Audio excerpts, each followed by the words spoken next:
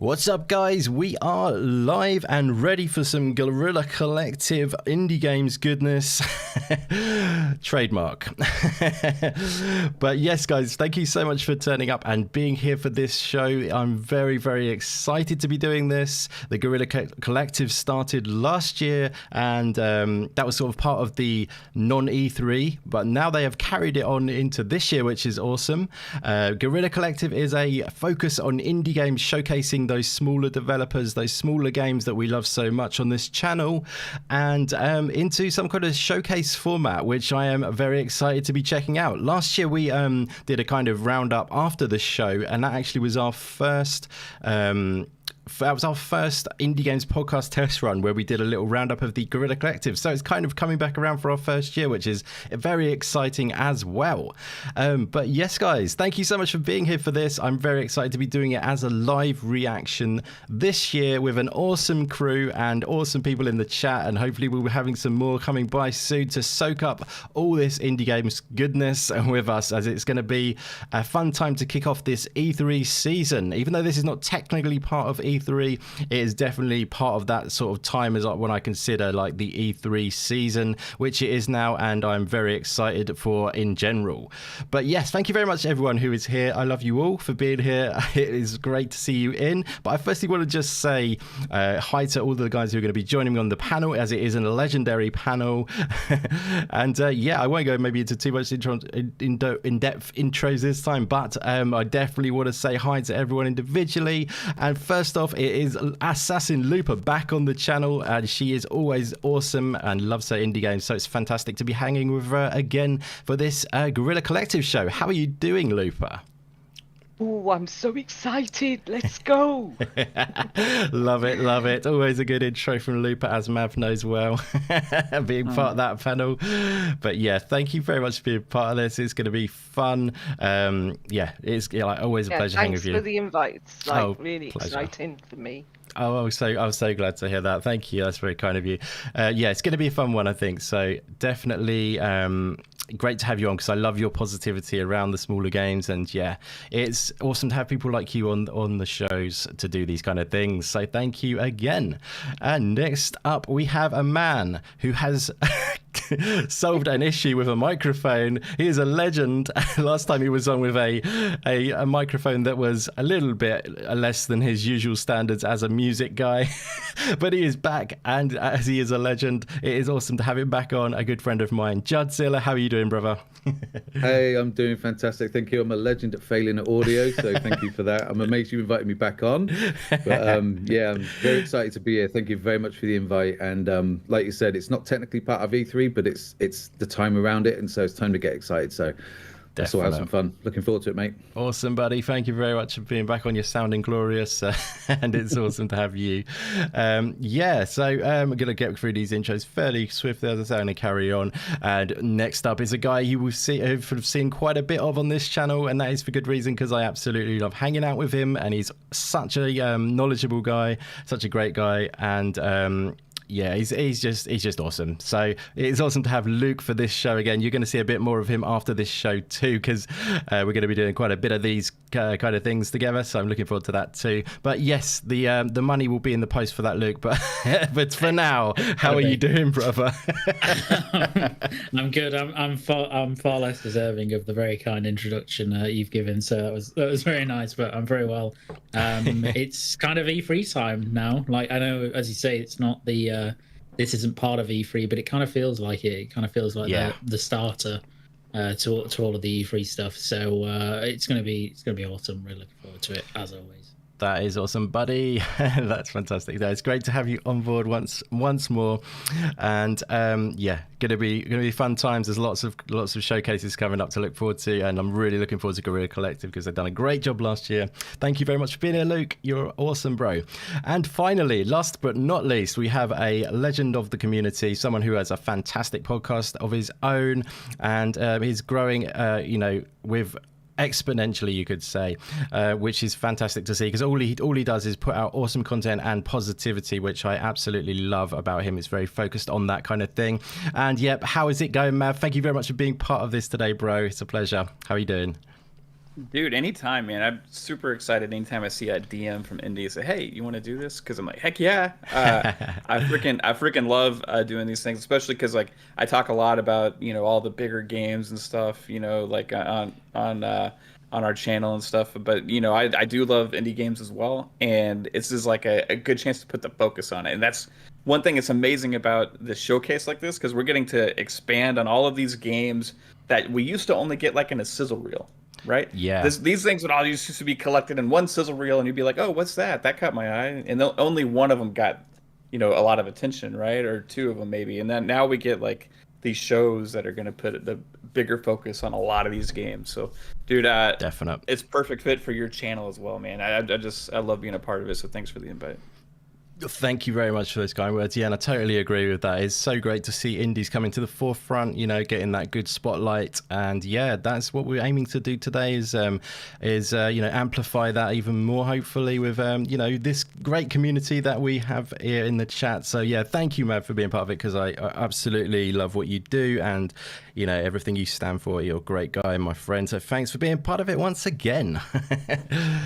But let's do this, guys. So yeah, we're going to have a little chat. Like I say, if anyone sees the if you could kind of keep one eye, I'm going to do it as well. Keep one eye on the page where the showcase is going to be from. So if anyone sees that come up with a countdown timer or anything that goes live, just let me know and I'll bring that up on the screen and we'll be all set then. But yeah, just until then, we've got about 20 minutes until the actual show goes live, which is cool, which is just a nice amount of time to get us like wetting those taste buds, all that good stuff. But firstly, before we get into a bit of that, maybe I just want to say hi to everyone in the chat and say thank you so much to all of you guys for being here. It is so great to see you in.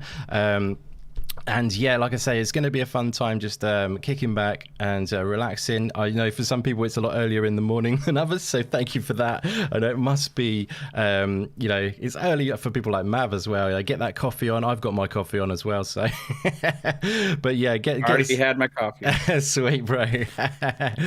Yeah, but like I say, everyone who around the world and in wherever you are, thank you for being here. And I want to shout out a few of you because you're absolutely awesome. Fantastic seeing some amazing names in that chat. Like Matt Burns, always an absolute legend, a great supporter of the channel. Thank you for being here, Matt. It's great to see you. Got Wilbo Gaggins in the chat there. What a name that is. Great to see you, my friend. And it's Lady AF in the chat, a fan of indie games herself, which is fantastic to see her in. Thank you for being here, lady. It's great to see you. Telia Gornick is in the house. My pleasure to see you, my friend. Thank you for being here too. Ashy Mark has been in since the early bird. Thank you so much for that, my friend. I know you're a big fan of indies and you like your JRPGs, etc. too. So looking out for Chris Tales, I imagine, coming up soon. Psychonauts in the house, another of Mav's crew. Awesome to see you in, buddy. Thank you very much for being here. Who else do we have in? We have Smokeback Official, another great regular on this channel. Thank you so much for being here, my friend.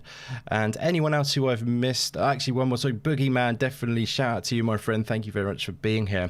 Anyone else who is here too, thank you so much, and definitely feel free to dive into that chat if you fancy chatting. It's always a great place because some people you do find they'll sit back and just enjoy, but maybe not chat, but it's nice to get involved, so feel free to dive into the chat. Everyone's very friendly, and it's always great to see your points of view too. So thank you so much everyone who's here.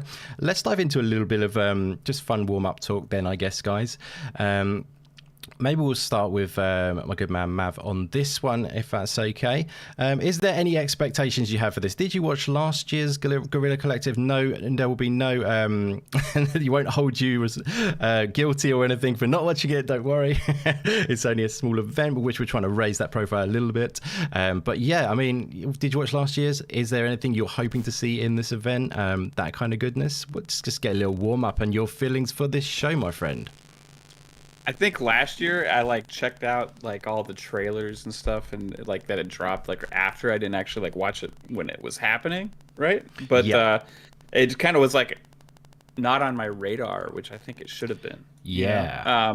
Last year was so weird, man, because it was just so many random little events happening all the time, and it was a lot of them were new and stuff, so some of them fell through the cracks for me. But I remember seeing the like this indie showcases and stuff. Like, and I think this was obviously one of those that had a lot of awesome news and trailers and stuff come from it. So I'm excited to be here and check it out live.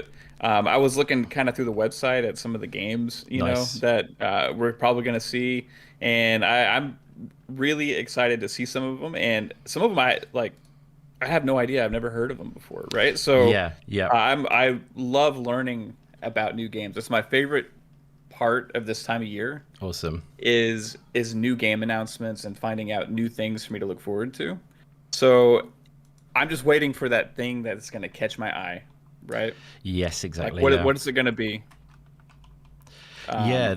Hey, I think the stream is starting actually with a countdown. That's what I pre-music. was hoping for. Lovely. Yeah. Thank you for letting me know. I'll get my eye on that. Yeah, It's a definitely 15-minute countdown. That's Yep. sweet. Perfect. Perfect.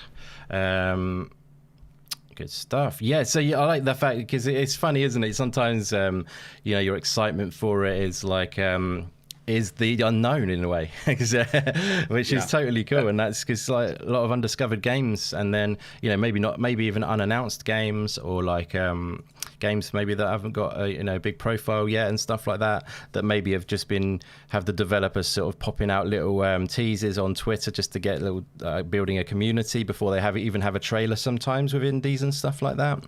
And one thing, indie, you're going to get out of this is originality, creativity, and variety. Right, Definitely. like none of these games are going to be the same.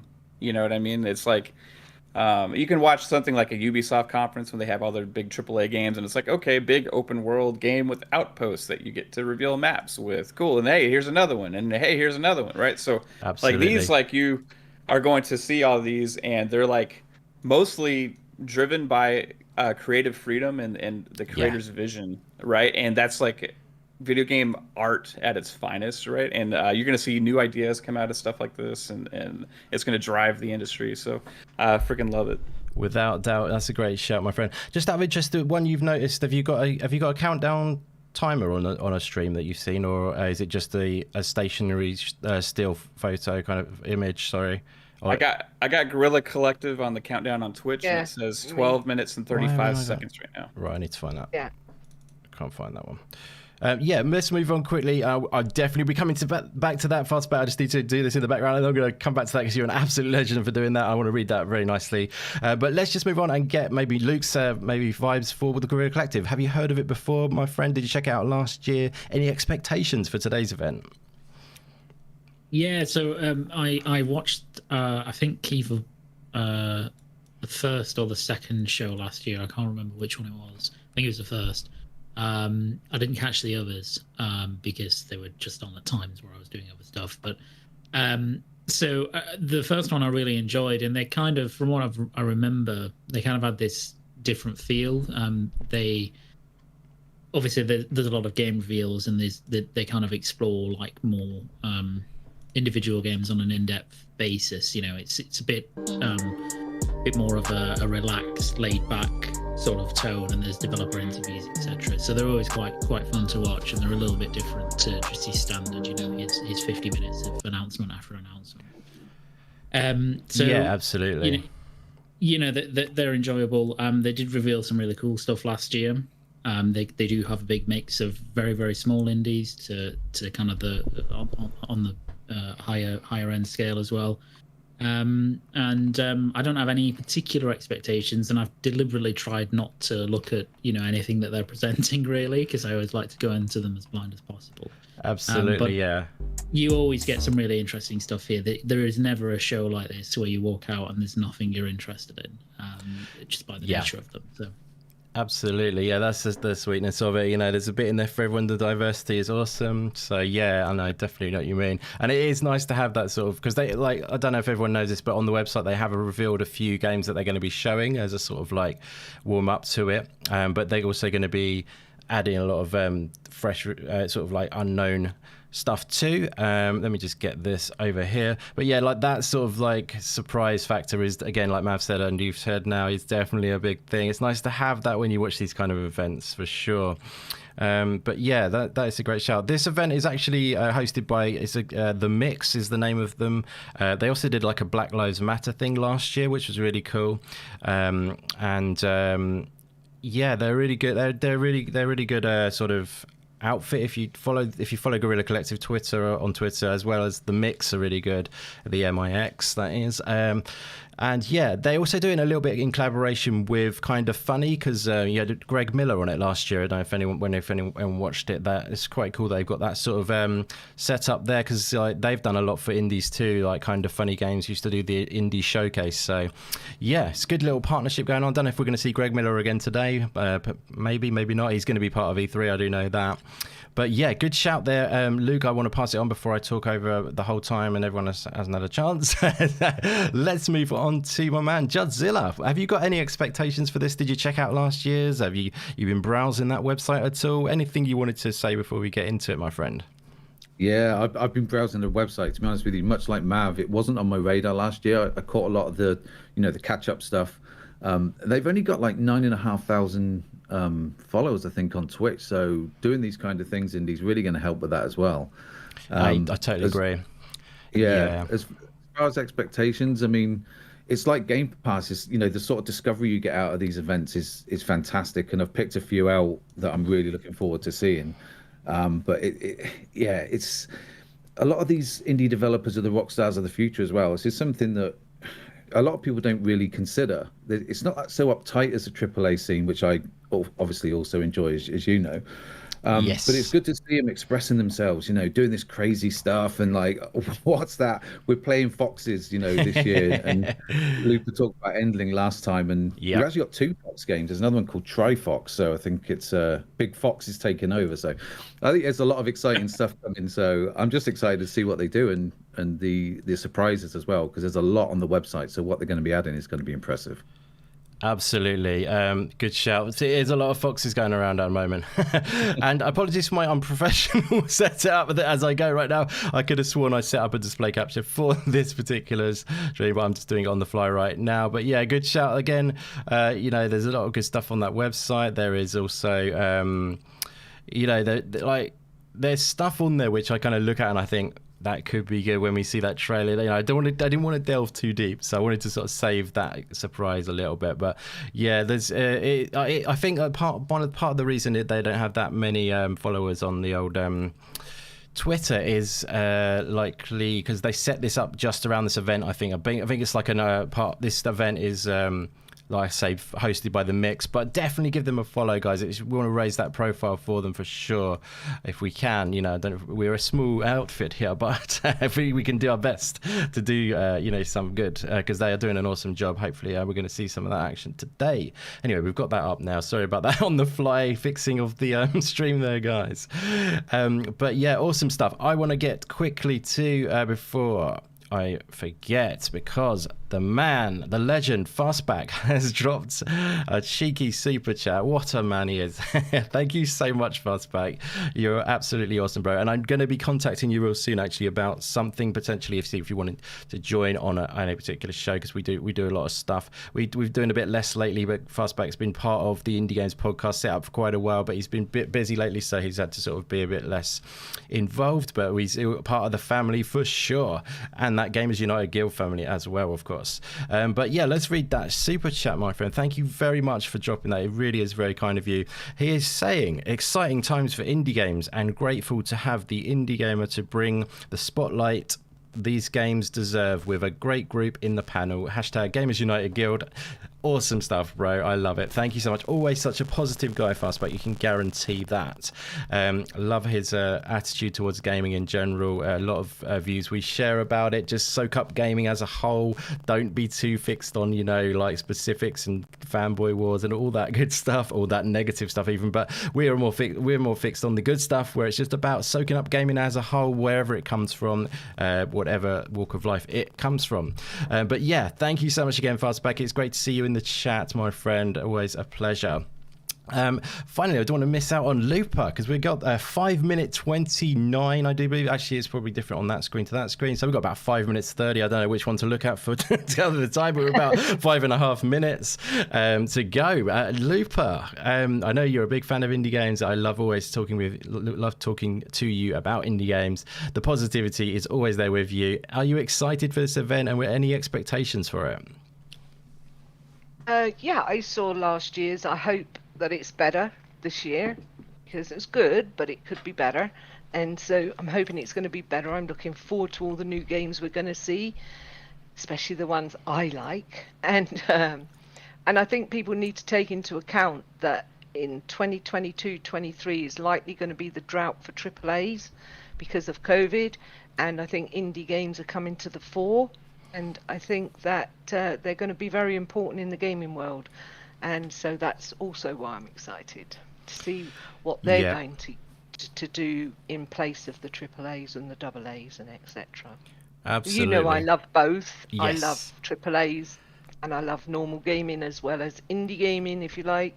But yeah, I lean a lot towards indie games, and they're my go-to for really good stories. Yeah. And really good, different types of graphics, and so yeah, I'm excited. Awesome. That is fantastic. Yeah, it's exciting times, definitely. And totally agree with that. In fact, with the AAAs are getting delayed quite a bit at the moment because of COVID affecting those bigger teams when they work together in like studios, massive studios of teams of hundreds of them. It's harder for them to be a cohesive unit. For AAAs, but when it's indies, the smaller teams, and they work from home, a lot of them anyway, so there's business as usual for a lot of them. And even when it comes to the marketing side of things, and it's all digital and online marketplaces and all that stuff, so don't get many indie games go physical either. So it's like, that's the good thing about indies, it's the time for them to thrive. It is, for sure. Yeah, so good stuff. Yeah, I just want to shout out a few more people who have dropped by. It's so great to see you in. I hope you're going to enjoy some indie goodness with us today. It's going to be a fun time. Could you also let us know, chat, are our audio levels balanced? Are roughly to the same volume as when we go into the stream? We will... want to try and get that nice feed so you can hear us evenly and stuff like that. But yeah, shout out to Caitlin.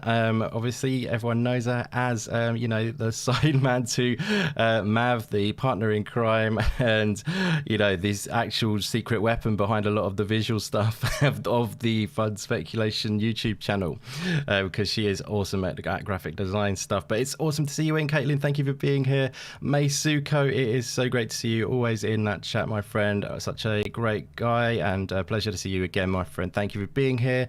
I know he's missing a bit of Silk Song this E3, but we'll get it someday. La Hellboy is back in the house. Thank you very much for being here, my friend. Brought us some awesome questions in the last podcast. Great to see you back in, my friend. And yes, anyone else? Who do we have new in the chat? Telia Gonic, I said before. Matt Burns still hanging with us. Anyone else who's Ashy Mark is in the house. Megatron has dropped by. Awesome to see you, my friend. And Rescue Squad Culp, who I kind of slightly left out last time, I do believe. And it's awesome to see you back, my friend. Thank you very much for dropping by and all you brought to the last podcast where we were going quite conversational. That was quite fun stuff. So yeah, thank you for being back in.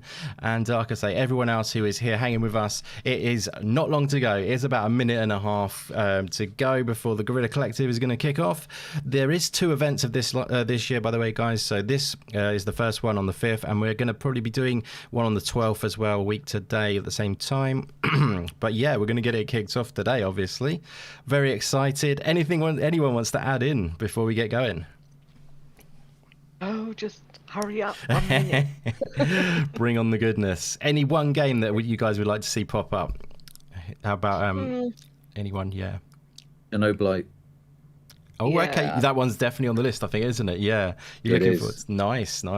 It did look really good. I looked at the trailer of that, actually. It looks really very nice indeed.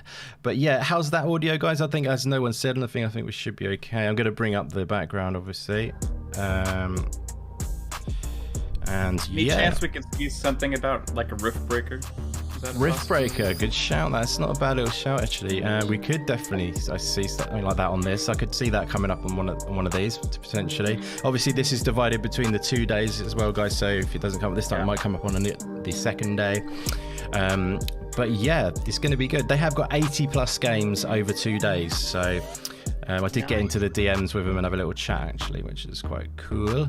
But yeah, we're about 10 seconds away, guys. We're going to be diving in. I think we're going to go full screen for this as well, so I think you can get the full effect then. Shout out to Blizmo81. Great to see you back in, my friend. Thank you for being here. We are going to dive in to the show right now, I do believe. Welcome to the Guerrilla Collective 2.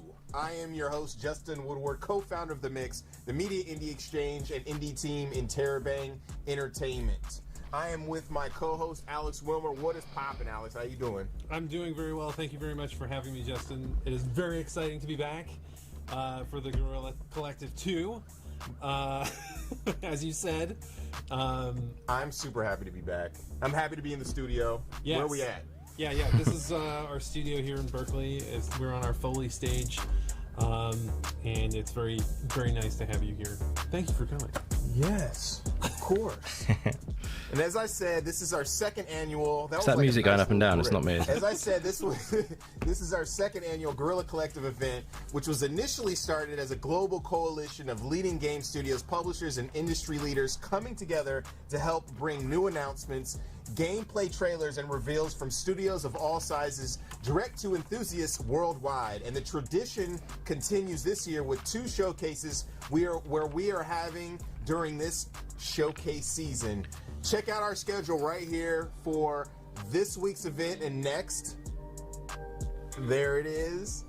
Yeah, so that's another thing. They've got Wholesome Direct. A wide range of games and then connect with our friends as part of the next show. Bit Summit picks and end the day with our Black Voices in Gaming post show. Which is kind of is focused on games like Spiritfarer, kind of comforting games, if you see what I mean. I think Lupa might enjoy that actually, because it's the Wholesome Direct. Xbox, Kickstarter, Razer, Astro Gaming, our fellow devs and publishers, 2 awesome Not a bad list, that. Aquapara Games, All In Games, Good Shepherd, Humble Games, Goblin Studio, Graffiti Games. Yeah, it's good to see a lot of those bigger guys helping support as well. Doctrine, Yeah, that's true. Tiny Bill, Thunderful, and of course Whitethorn Games. That was a mouthful. It was a lot. There was a lot of really good pauses in there too.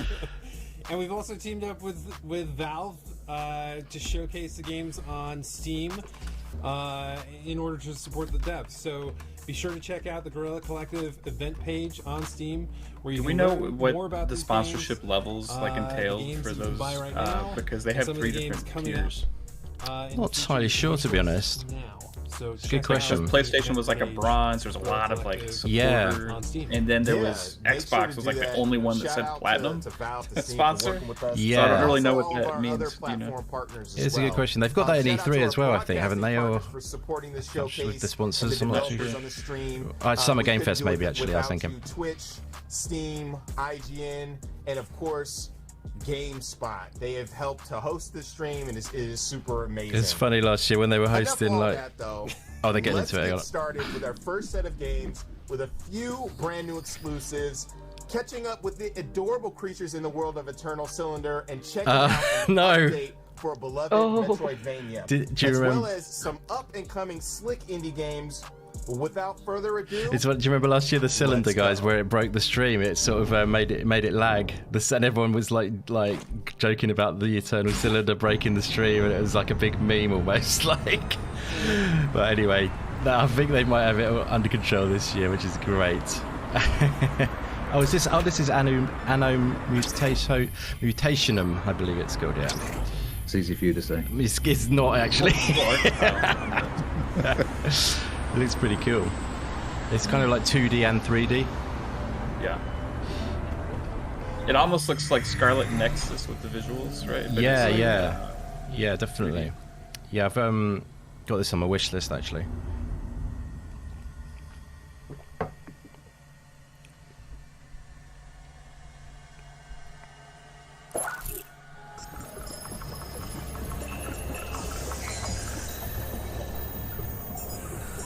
I quite like their banter though, even though they're live. They got a good banter though to it, the hosts. And Justin's pretty cool.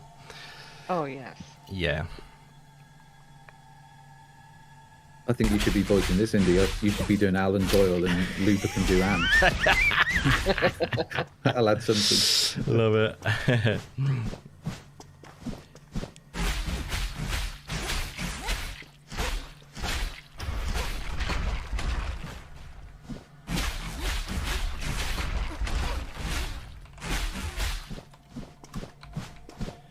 So yeah, it's kind of got like a cyberpunk kind of feel to it. It's got future vibes. Kind of almost like a blend between like it's like 2D and 3D, and also sort of pixel art, and it's kind of interesting sort of vibes to it. Yeah. Dystopian. Yeah.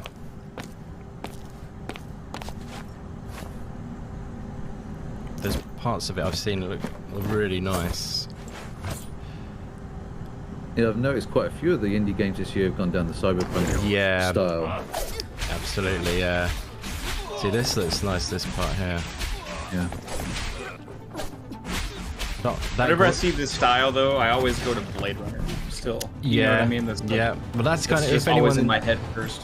If anyone compares to the Blade Runner, that's obviously a success, isn't it? If you know what I mean. They've done a good job, I would say. See, like the exterior here looks amazing in my opinion. I don't know why they showed that grey room. I would have left that. That was. I would have left that out. I was thinking that. Yeah. Ooh, yes. Yeah, it's looking nice. So they said Metroidvania. That has me. Oh yeah. Excited about Me too. things like this. Not sure how the balance is. I always remember this. So make sure it's nice. I can hear both. Stadia live. Sorry, buddy. Is Stadia still going? Oh look, it's Bloodstain. Bloodstain, yeah. And they've announced that there's going to be a sequel to this, by the way. Don't know if you knew that. Yeah. It's very early. This looks Yeah, my kind yeah. of thing. This is going to be an add-on, I think. They're doing this first, aren't they? Yes, it'll be like a DLC. That's when we talked about, didn't we? You said you saw it on the list, and I said it must be a DLC probably because it's already out. Yes, of course. Sorry, I tend to forget things. That's no, don't worry at all. But you got a chance. Shovel Knight. Yeah, check that out. That is a total Shovel Knight. That's definitely a nod to that. That's awesome. That's the way to do it, because then you definitely know that they're nodding, aren't they, rather than ripping it off. Yeah.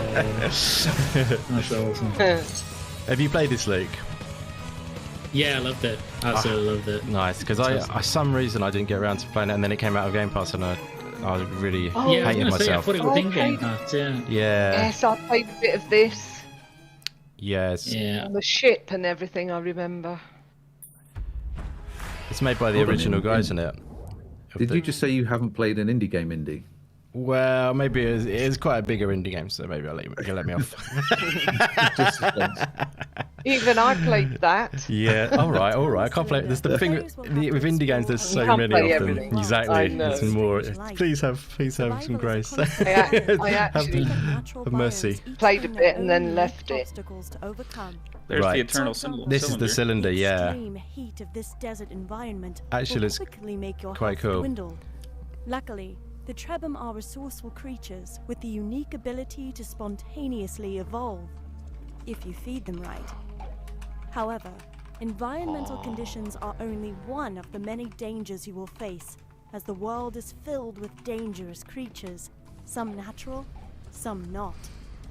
The strangest of these creatures removable have the sanity is ability looking forward to remove this. your mutations, threatening your ability to survive in multiple ways. Learning all the surprising ways to interact with the creatures of this world is key to survival, as they are an essential source of vital resources. Looks To find interesting. a way of surviving the unstoppable threat Yeah. of the Eternal Cylinder, you will have to keep exploring. No, the artists have a Discovering. great time making things like this. Yeah. It kind of reminds me of There's like an important trait what was that that Peter humans and Molyneux Trebhum game that have he in made, common. where it's like Curiosity. you can just start a world and make whatever kind of creatures you wanted to. Oh yeah. That was Spall. Yeah. Yeah. The common fox, one of nature's There you go, Fox. There we go. I requested this for Lupa. This is Trifox. This one. Yeah, this is awesome. Anything with This a is fox good. in, I'm right there. Yeah, it's actually looks really good. What's up, Stubbsy bro? Thanks for popping by, buddy. And what's up, Suhan the Sheztha? Suhan the Sheztha. Sorry about that. Thank you for being here too.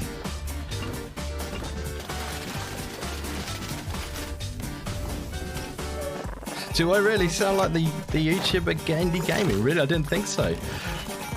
That's funny, that is. Interesting. I've seen his stuff. I didn't think I sounded anything like him. He's more posh than me, for sure. I'm from the slums. The slum boy. Like myself. I think he's talking about me. Really? No, I'm just kidding. I was gonna say he's English, so that looked cool. You don't detect my English accent. It's there. Yeah. No, and when you do it, it's pretty bad. What do you mean? It's fantastic. Bloody brilliant. That is weird. That is quite funny. Really Actually. weird. Shooting his way through madness. Oh People wow. often ask me how I came up with the idea. The truth is quite silly. I was joking with friends, and suddenly I said, imagine an axolotl with an AK-47? Wait. And that's pretty much how it came to life. My only goal with the game is for people to have fun, to have a good time. Nowadays, more than ever. So thank you so much for having me here and for showcasing my game. Take care and bye-bye.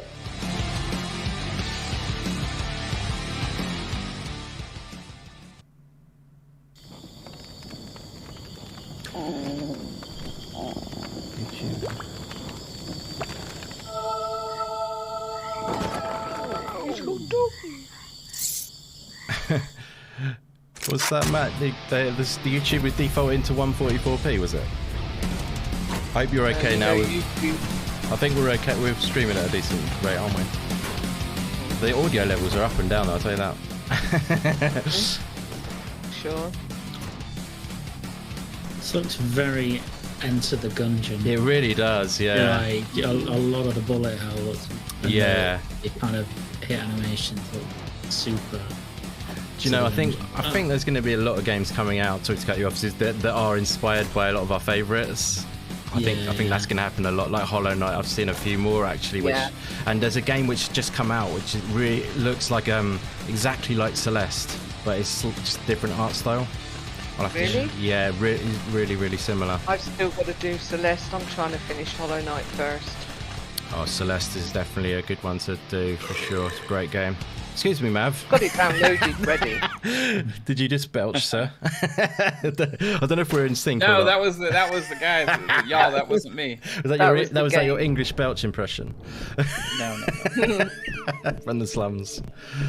Love it. I did like the look of that actually.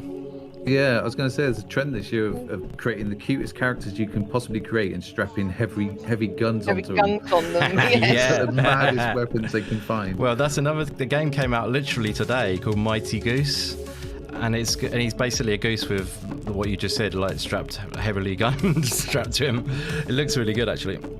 Well, why not? That's nature evolving, isn't it? I mean, yeah, absolutely. They're going to take over the geese even. This looks quite cool actually. Quite like the vibe.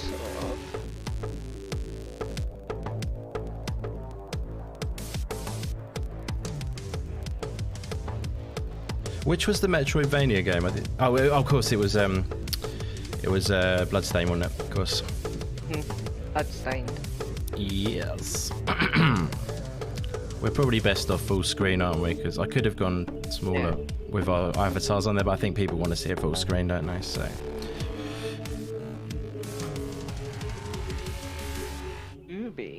This game looks hard. Yeah. You're man enough. It looks like I'm gonna get die a lot. Sorry, that's a diss to women. It's not. I love women. Dug my own hole now. Women are harder than men, that's for sure. Especially Aloy. I think you should quit going behind Indy on this one, to be honest with you. You are digging yourself deeper. I am. True.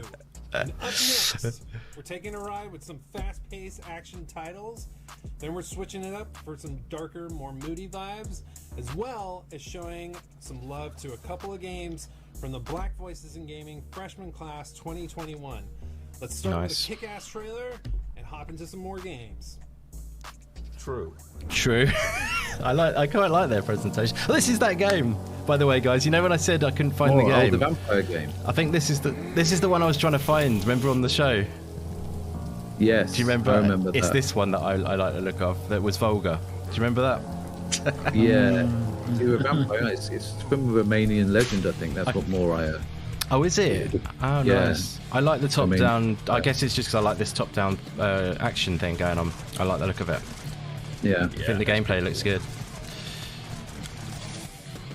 But you're loving the gore as well, because you said this was like it was almost like too much for you to handle at one point. It's like, no, terrible. that was potentially that's something else you can't find, isn't it? Something else. What's the game called? Oh my god. That was Blasphemous. Blasphemous. Thank you very much. Yeah, that was Blasphemous. Yeah. Which I like this bit as well. The chase. It looks good. This game, I think. I like the creatures and mechanical sort of vibe to it. It's the good art style. I'm up for it. Yeah, I love the music as well. See, there you go. I can tell this is gonna have like its hardcore fans. You know. Yeah, that's true. Be super into that. Yeah.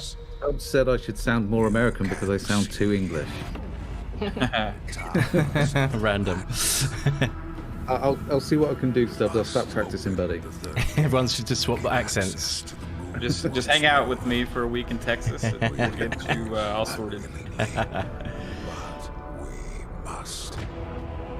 This looks good. I like the art style. Oh, yes. I like this. Wow, I like the look of this too. Is that a Konami Millions or actual millions? Remember that E3? 1 million. $1 million. $1 million. All the madness. Wishlist now, Steve. That looks cool. I'm up for that. Wishlist in that, yeah. David. I'm the co-founder and 3D artist at Bleak Mill, and we are developing Industria, a mystery first-person shooter in which a woman searches for her work. Sorry, I like it. Love it. The game is a lot inspired by Half-Life 2, BioShock, and the works of David Lynch. In this video, we want to give you an exclusive insight into what we are working on right now. What's up, Leonatus? Thank you very much for popping by, my friend. It's great to see you. They could have normalized the audio a little bit more. Sorry, I'm always slagging off people about audio. Yeah, all right. Not you. No. First thing to show Didn't even is help myself back. Called the Hound. Because you're the They feature a main. pack behavior. And you sort it out. Subtle approach. Pack just follow Yep, that lead. absolutely. They are quick, agile, and harm the player a lot. That's interesting. They're saw blades. Yeah, look at the enemies. They're Yeah, weird. I like that. Like those drone dogs. Yeah, they're cool, that shit, yeah. The second thing we want to show you is... This is actually the optic, Boston which you Dynamics can game see of the right now. future. This is what happens when we let that AI take over. Yep. Oh, my man, The optic is a Cybernox long-range is in the weapon house. My that main can man, play Cybernox. How's it going, Cyber Bro? It's awesome to see you. I know you're on the road today. You mentioned that before. Hope you're having a good time wherever you're off to. Thank you for popping by, brother.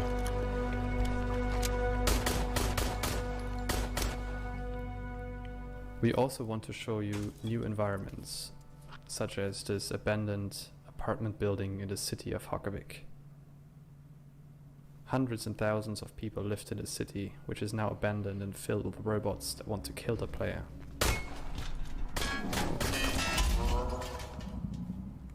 Throughout the game, the player will slowly find out why the robots are It really here, does take you where back to they that come Half-Life from, aesthetic, doesn't it? and what they have Yes, to do that's with what I the was past thinking. of the player character. Just gotta say, really, thank you so much for those kind words, Cyber. I didn't actually read it in full. That is very kind of you, my friend. Thank you so much for that. You're so kind. You're too kind. Really appreciate you, bro. Also has Resident Evil vibes. Yeah, I'm not sure on it. No. No, I'm not. I think Feel free to I get they're trying to go for Half-Life 2, And or Bioshock, follow us they on were our some of their social medias influences. like But those Twitter are and really Yeah. big Instagram. budget games. It's really Thank hard you. to replicate that See you in next time. space. Mm. Yeah. It just feels a bit low budget for what it's attempting to be. Like, you know, I know what you're saying. It could be great, but it's like it's going way too much for that when they don't have the money to do that. Wow, if you look at this game now, look at this. Chernobyl, isn't it? Not what it used to be. I believe. Yeah. Yeah. Chernobyl. It's Yeah. like a snake, This shedding looks its pretty skin pretty over sweet. and over again. I mean, This looks amazing. Gives me Metro vibes because I'm a big fan of Metro. You have the to Metro learn series. it all over again. it's kind of budget, you know. I don't mean to be horrible to the last game. Look quite interesting. I think if it's early stages, they could definitely they can bring it forward and make it develop it further, couldn't they? It depends on, you know, what they're going to do with it, I guess. I know what you're saying, they definitely look, but like talent, at the end of the day, there might be a small team on this, and it just looks really nice and polished. I'm going to stop talking over it now. Because every change creates its own space-time continuum. We can be together. Kind of has Igor, stalker but you vibes. have Yeah, to I thought that, yeah. if you truly want to find me.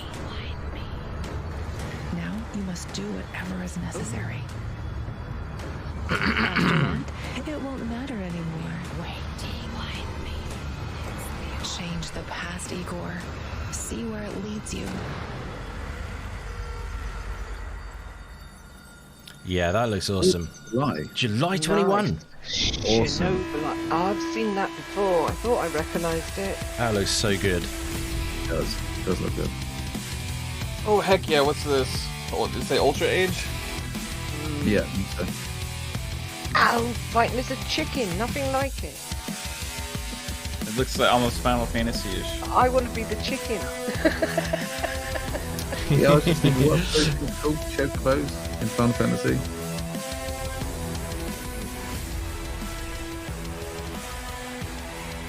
Looks like a mix between Final Fantasy and Nier. Yeah.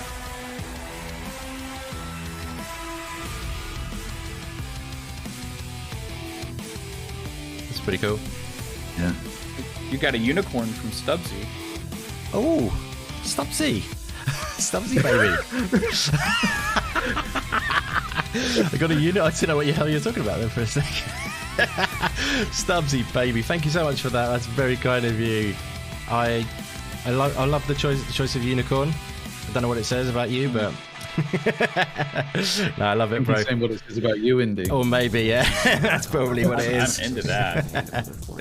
Thanks so much, Stubbs. I really appreciate your support. It means the world. It's extremely haunted.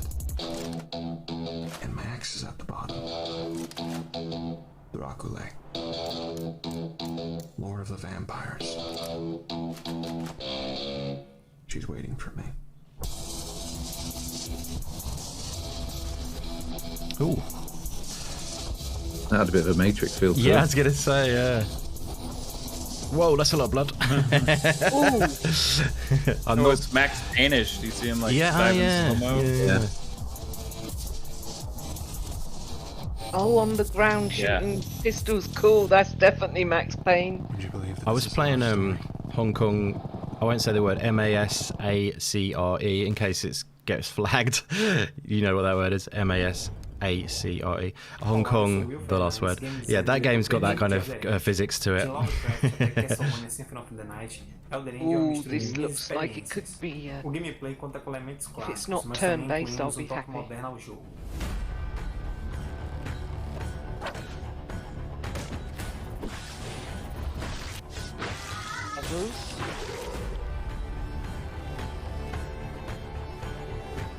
Oh, nice. Looks very Dragon Quest builder type characters.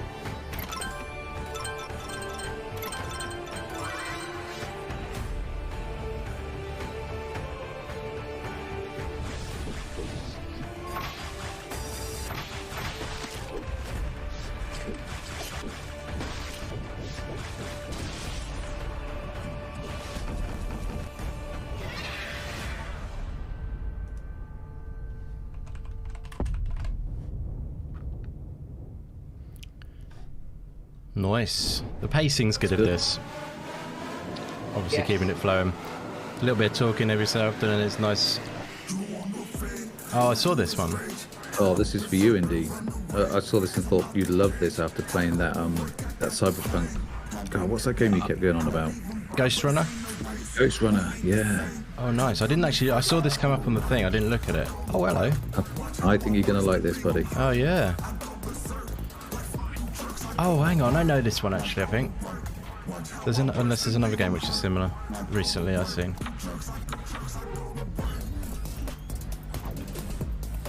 Cool. Yeah, looks good. Yeah. Yeah.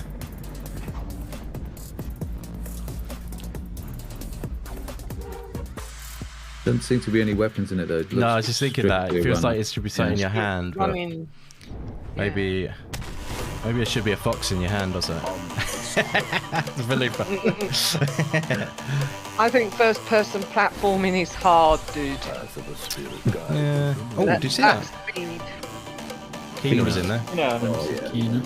Welcome to the grid. That's quite high. That's quite a big profile, high profile for this. Yeah. Oh, there's that Never Yield. Oh, this might be the black. This might be the black black creators actually, because they're both black creators. Go and save Cora.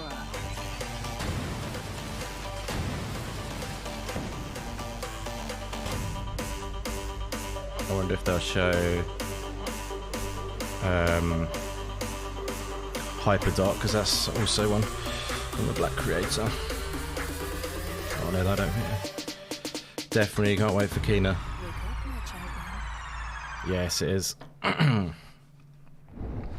some good stuff there. That is What good is stuff. popping? Hello. I am here with Aerial Knight, Neil Jones, who just released his game. What's up, man? What's up, dude?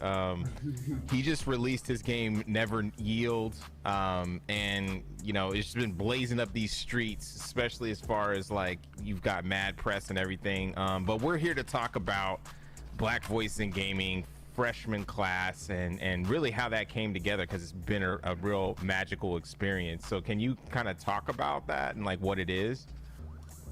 Yeah, so Black Voices in Gaming freshman class was an idea where we kind of reach out to the upcoming games made by black talent in the game development space, in the game industry. When I first kind of thought of it, I really wanted it to be kind of like just something to highlight all these games that were coming out relatively soon, and show that like all these creators in this space, we're all in it together and we support each other, rather than it being some kind of competition and only highlighting one or two people. We can all support each other because there's room enough for everybody.